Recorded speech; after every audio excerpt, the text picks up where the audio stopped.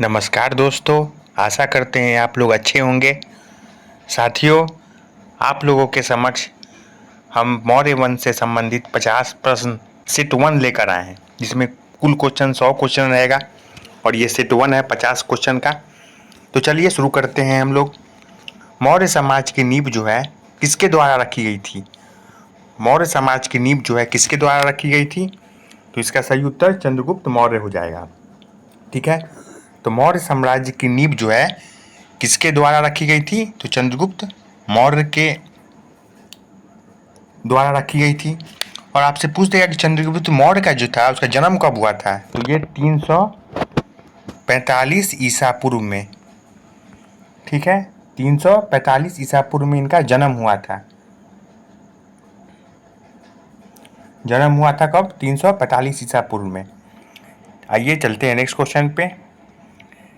निम्नलिखित राजाओं में से किसने प्राचीन भारत में मौर्य साम्राज्य की स्थापना की थी? निम्नलिखित राजाओं में से किसने प्राचीन भारत में मौर्य साम्राज्य की स्थापना की थी? तो चंद्रगुप्त मौर्य ने की थी। किसने की थी? चंद्रगुप्त मौर्य ने की थी। चंद्रगुप्त मौर्य ने की थी मौर्य साम्राज्य की स्थापना। इनको क्या कहा जाता था? इनको सेंडोकोटस भी कहा जाता था। इनको जो है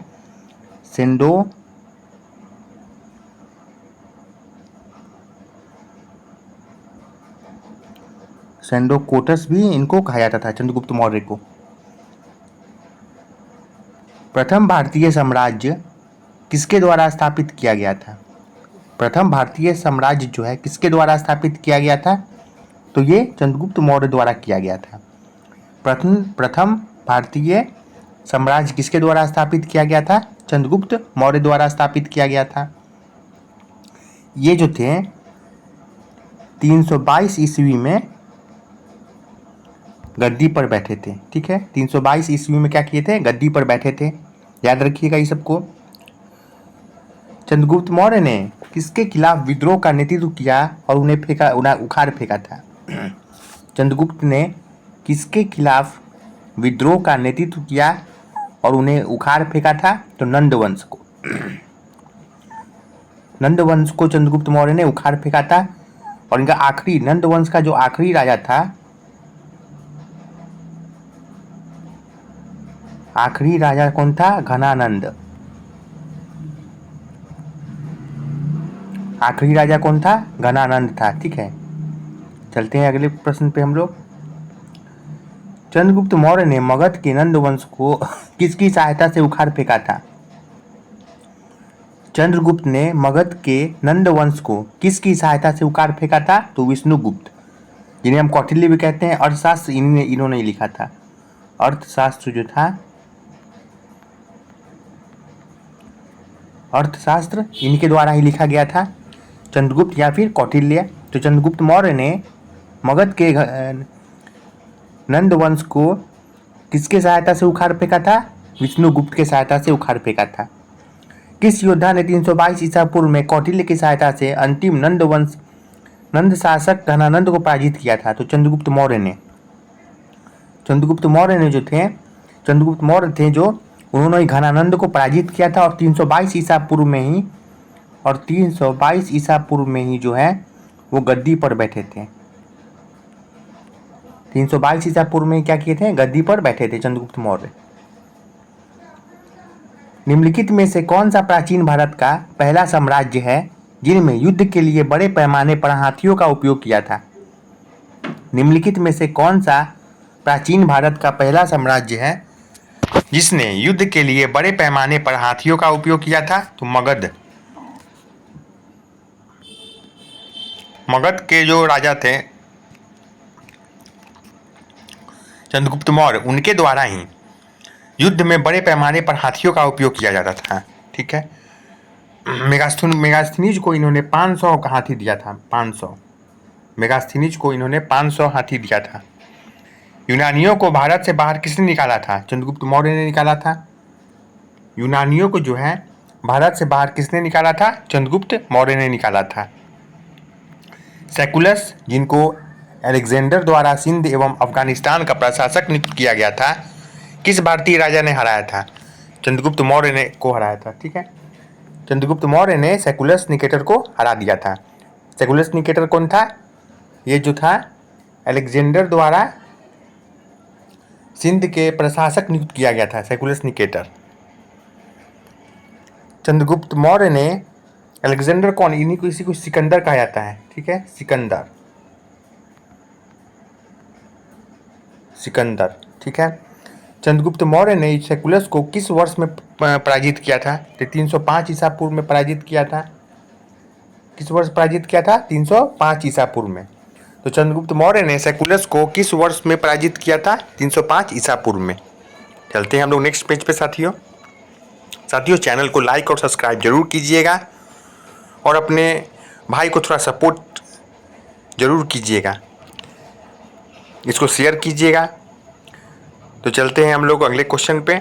मौर्य सम्राट चंद्रगुप्त मौर्य ने निम्नलिखित में से किसे पराजित किया था? सेकुलस निकेटर को पराजित किया था। सेकुलस निकेटर को पराजित किया था। किसके शासनकाल में मेगास्थनीज भारत आया? किसके शासनकाल में मेगास्थनीज जो था भारत आया था? चंद्रगुप्त मौर्य के शासनकाल में मेगास्थनीज भारत आया था। मेगास्थनीज कौन था? एक यूनानी राजदूत था। मेगास्थनीज कौन था दोस्तों? एक यूनानी राजदूत था। चंद्रगुप्त मौर्य के दरबार में यूनानी राजदूत मेगास्थनीज को किसने भेजा था? सेकुलस निकेटर ने भेजा था, ठीक है। तो चंद्रगुप्त मौर्य के दरबार में यूनानी राजदूत मेगास्थनीज को किसने भेजा था? सेकुलस निकेटर को भेजा था। निम्नलिखित में से कौन सा स्रोत मौर्य के नगर प्रशासक का विस्तृत विवरण प्रस्तुत करता है? मेगास्थनीज की इंडिका। मेगास्थनीज की इंडिका जो है वो मौर्य के नगर प्रशासक का विस्तृत विवरण प्रस्तुत करता है। इंडिका क्या है जो है? मेगास्थनीज का पुस्तक का नाम है, ठीक है। इंडिका जो है मेगास्थनीज का पुस्तक का नाम है, ठीक है। 4वीं शताब्दी ईसा पूर्व में ग्रीक इतिहासकार मेगास्थनीज ने किसके शासनकाल में भारत का पहला दौरा किया था? चंद्रगुप्त मौर्य के शासनकाल में मेगास्थनीज ने भारत का पहला दौरा किया था, चंद्रगुप्त मौर्य के शासनकाल में और 4वीं शताब्दी में, ठीक है। मेगास्थनीज की पुस्तक इंडिका में भारतीय समाज के कितने वर्गों में उल्लेखित है? कुल जो है 7 वर्गों में विभाजित है, ठीक है, उल्लेख किया गया है। मेगास्थनीज की पुस्तक इंडिका में भारतीय समाज के कितने वर्गों का उल्लेख किया गया है? तो 7 वर्गों का उल्लेख किया गया है। मेगास्थनीज के अनुसार पाटलिपुत्र का नगर एक सीमित द्वार शासित है। इस समिति में कुल कितने सदस्य थे? तो इस समिति में कुल 30 सदस्य थे, ठीक है।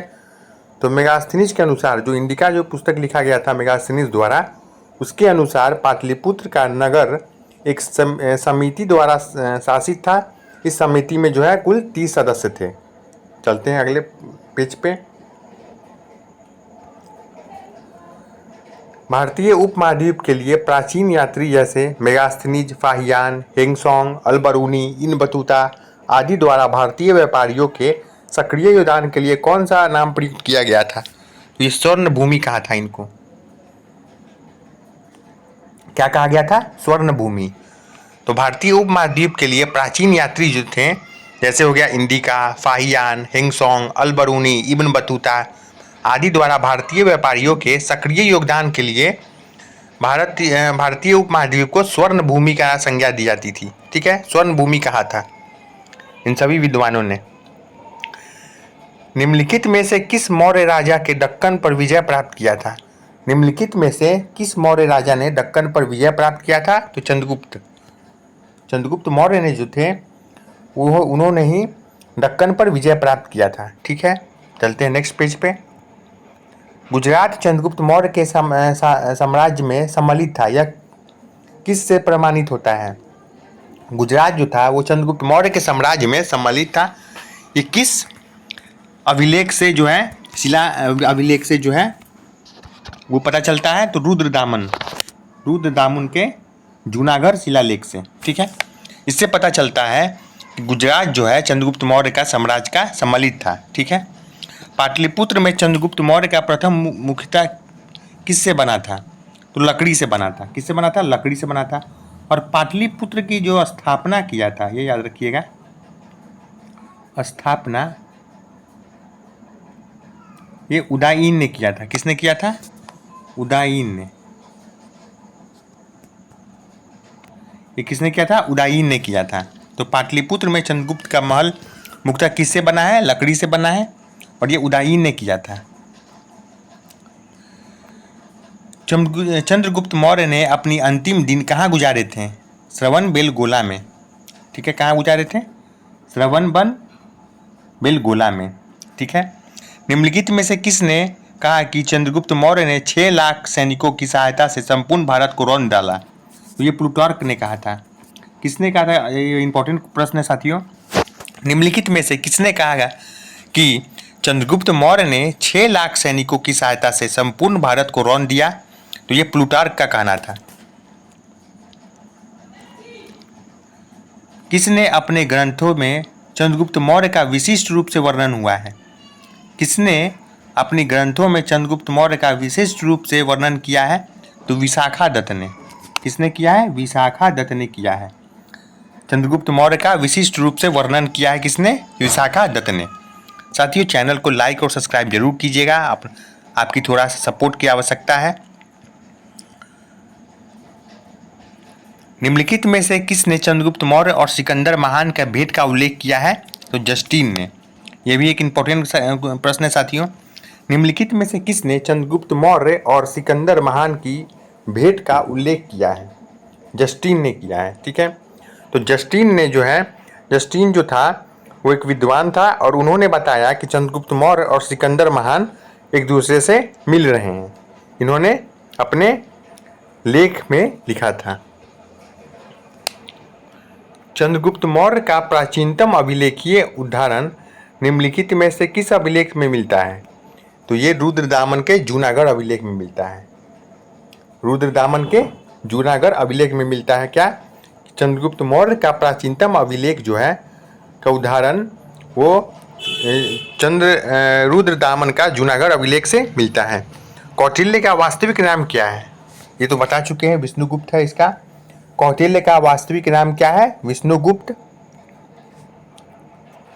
अर्थशास्त्र पुस्तक किसने लिखी थी? कौटिल्य ने। अर्थशास्त्र पुस्तक जो है किसने लिखी थी? कौटिल्य ने। उन्हें चाणक्य भी कहा जाता है। और जीरो की खोज भी इन्होंने ही की थी। जीरो नहीं, गलती, जीरो की खोज जो आर्यभट्ट ने की थी। जीरो की खोज किसने की थी? आर्यभट्ट ने की थी। इन्होंने जो है वो अर्थशास्त्र का खोज किया, अर्थशास्त्र का पुस्तक लिखे थे। अर्थशास्त्र बता चुके हैं ये हम आप लोगों को। अर्थशास्त्र पुस्तक का किसने लिखे थे? तो कौटिल्य, चाणक्य ने लिखे थे। निम्नलिखित में से कौन सा ग्रंथ मौर्य साम्राज्य के काल के प्रशासनिक और सैन्य संगठन का संक्षिप्त विवरण देता है? तो अर्थशास्त्र। अर्थशास्त्री जो था वो पुस्तक का नाम है जिसने मौर्य साम्राज्य के काल के प्रशासनिक और सैन्य संगठन का संक्षिप्त विवरण मिलता है जिससे। किस साम्राज्य में कंटक शोधन नामक एक प्रकार का दरबार प्रचलित था? ये बताइए, आप लोग कमेंट जरूर कीजिएगा साथियों। किस समाज में कंटक शोधक नामक एक प्रकार का दरबार प्रचलित था? तो मौर्य दरबार में। मौर्य दरबार में जो है वो कंटक शोधक नामक एक प्रकार का दरबार जो था प्रचलित था।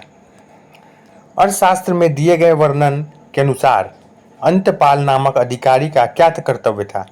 जो अंतपाल नामक अधिकारी था, अंतपाल नामक अधिकारी, उसका क्या कर्तव्य था? तो उसका कर्तव्य था कि मार्गों की सुरक्षा तथा उनकी रख रखाव। ठीक है। तो जो अर्थशास्त्र में दिए गए वर्णन के अनुसार, अर्थशास्त्र जो पुस्तक था जिसका जो कौटिल्य ने जिसको लिखा था, उसका अंतपाल नामक अधिकारी का क्या कर्तव्य था?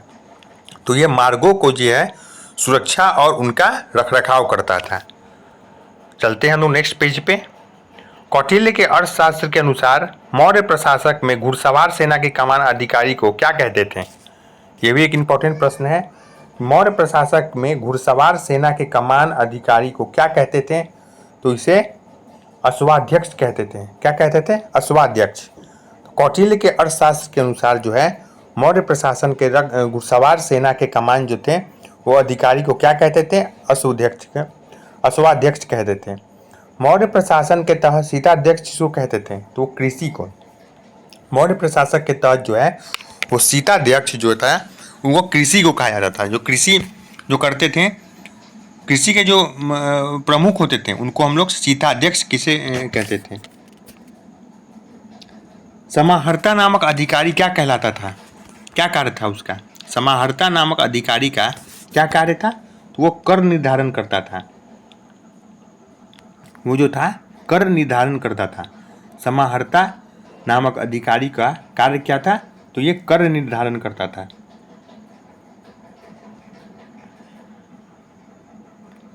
मौर्य वंश के शासक के दौरान स्थानीक कौन था?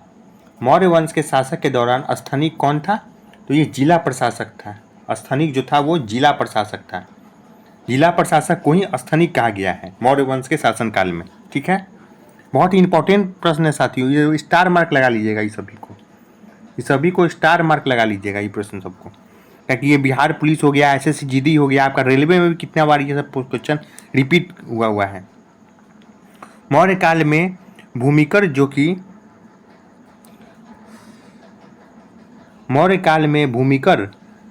जो कि राज्य की आय का मुख्य स्रोत था, वो का सर्वोच्च अधिकारी कौन था? तो शीताध्यक्ष था। कौन था? शीताध्यक्ष था। मौर्य काल में जो भूमिकर होता था, जो कि राज्य की आय का मुख्य स्रोत था। राज्य की आय का मुख्य स्रोत कौन था? भूमिकर था। और उसका सर्वोच्च अधिकारी कौन था? तो शीताध्यक्ष को कहा जाता था। शीताध्यक्ष को, जो कि कृषि भी देखता था। चंद्रगुप्त मौर्य के पुत्र का नाम क्या था? तो ये बिंदुसार था। चंद्रगुप्त मौर्य के पुत्र का नाम बिंदुसार था। किस मौर्य शासक के यूनानी द्वारा अमित घात कहा जाता है? तो बिंदुसार को कहा जाता है। अमित घात किसको कहा जाता है? बिंदुसार को कहा जाता है अमित घात। ठीक है, तो चंद्रगुप्त मौर्य का पुत्र का नाम क्या था? बिंबिसार। किस मौर्य शासक को यूनानी द्वारा अमित घात कहा जाता था? बिंदुसार को। बिंदुसार के शासन के दौरान कहाँ अशांति थी? तो ये तक्षशिला में अशांति थी। बिंदुसार के शासन के दौरान कहाँ पे अशांति थी? तो ये तक्षशिला में अशांति थी। बिंदुसार का पुत्र का नाम क्या हुआ? अशोक, सम्राट अशोक। बिंदुसार के जो पुत्र था उसका नाम क्या हुआ? सम्राट अशोक। ठीक है, वह शासक कौन था जिसने राज सिंहासन पर बैठने के लिए अपने बड़े भाई सुसीम की हत्या कर दी थी? तो इसका सही उत्तर अशोक हो जाएगा, महान अशोक। ठीक है, वह शासक कौन था जिसने राज सिंहासन पर बैठने के लिए अपने बड़े भाई सुसीम की हत्या कर दी थी? तो ये किसकी हत्या कर दी थी? ये भी याद रखिएगा, सुसीम, अपने बड़े भाई की। ठीक है, किसने? अशोक ने की थी, महान सम्राट अशोक ने। भारत में अशोक का शासन काल कब से कब तक रहा था? ये एक बहुत ही प्रमुख क्वेश्चन है, इसको स्टार मार्क कर लीजिएगा आप लोग। साथियों, प्रश्न हम खोज कर आप लोगों के लिए लाते हैं। तो भारत में अशोक का शासन कब तक था? 273 से 232 ईसा पूर्व में, मतलब 273 ईसा पूर्व से लेकर 232 ईसा पूर्व तक अशोक का शासन काल था। तो अशोक का शासन काल कब से कब तक था? 273 ईसा पूर्व से लेकर 232 ईसा पूर्व तक इसका शासनकाल था अशोक का। निम्नलिखित में से किस शासक ने अपने प्रजा और अधिकारियों को अपना संदेश पत्थर के स्तरों पर खुदवाए थे? अशोक ने। किसके माध्यम से? शिलालेख हो गया, अभिलेख हो गया, इन चीज़ों के माध्यम से जो है अशोक ने अपनी प्रजा और अधिकारियों के लिए संदेश जो था वो पत्थर के सतहों पर खुदवाया था अशोक ने। निम्नलिखित में से कौन सा कथन सत्य नहीं है? अशोक बिंदुसार का छोटा है। ठीक है, गलती बात है। बिंदुसार जो कौन था? वो अशोक जो था बिंदुसार का बेटा था। ठीक है, अशोक जो था वो बिंदुसार का कौन था? बेटा था। और किसकी हत्या करके वो राज सिंहासन पर बैठा था? तो ये सुसीम की हत्या करके राज सिंहासन पर बैठा था। सुसीम जो था अशोक का बड़ा भाई था। तो अशोक ने अपने क्षेत्र में सामाजिक समस्याओं को हल करने के लिए किसे नियुक्त किया था? तो धम्म महामात्र का नियुक्ति किया था। ठीक है, तो अशोक ने अपने क्षेत्र में सामाजिक समस्याओं को हल करने के लिए जो था वो धम्म महामात्र का नियुक्ति किया था। ठीक है, अशोक के अधीन मौर्य राजतंत्र का सबसे सही वर्णन निम्नलिखित में से कौन सा होगा? अशोक के अधीन मौर्य राजतंत्र का सबसे सही वर्णन निम्नलिखित में से कौन सा होगा? तो केंद्रीकृत एकाधिपत्य था। ठीक है, ये बहुत ही इंपॉर्टेंट क्वेश्चन है। ये अशोक के अधीन मौर्य राजतंत्र जो था उसका सही वर्णन निम्नलिखित में से कौन सा होगा? तो ये केंद्रीकृत एकाधिपत्य था। अशोक के प्रशासनिक नीति में भारी परिवर्तन किस घटना से आया था? कलिंग युद्ध की घटना से आया था।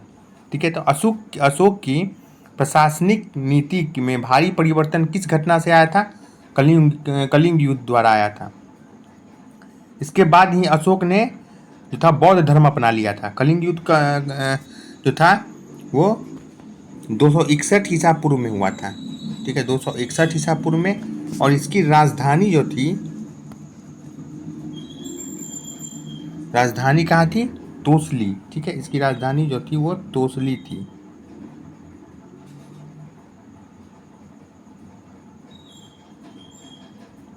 थोड़ा लिखने में परेशानी होता है दोस्तों, आप लोग समझ जाइएगा। और कलिंग का राजधानी कहाँ था? तोसली। और वो 261 ईसा पूर्व में कलिंग युद्ध जो है अशोक के प्रशासन जो परिवर्तन था, अशोक के प्रशासनिक नीति में परिवर्तन था, वो कलिंग युद्ध के बाद ही आया था। कलिंग युद्ध किस वर्ष में हुआ था? 261 ईसा पूर्व में। लेकिन आप क्वेश्चन आ गया, कलिंग युद्ध किस वर्ष हुआ था? 261 ईसा पूर्व में हुआ था। अशोक के अभिलेखों के अनुसार अशोक ने राजा बनने में कितने वर्ष के बाद कलिंग युद्ध के आगे युद्ध किया था? तो 8 वर्ष बाद किया था। ठीक है, तो साथियों आज का प्रश्न समाप्त हो चुका है, और दूसरा सेट हम मौर्य साम्राज्य का लाएंगे, जो कि वो भी 50 प्रश्न का ही होगा। कुल क्वेश्चन इसमें 100 क्वेश्चन होंगे। तो अशोक के ये अंतिम प्रश्न है, अशोक के अभिलेखों के अनुसार अशोक ने राजा बनने से कितने वर्ष बाद कलिंग पर युद्ध किया था? तो ये 8 वर्ष बाद किया था। ठीक है, तो साथियों हम समाप्त करते हैं। आप लोग चैनल को प्यार दीजिएगा अपना, और थोड़ा सा आप लोगों को सपोर्ट की आवश्यकता है चैनल को। आप लोग अपना चैनल समझकर इस चैनल को प्यार कीजिएगा। इसके लाइक, सब्सक्राइब और शेयर जरूर कीजिएगा साथियों। हम फिर मिलेंगे अगले चैनल पर, अगले प्रश्न पर।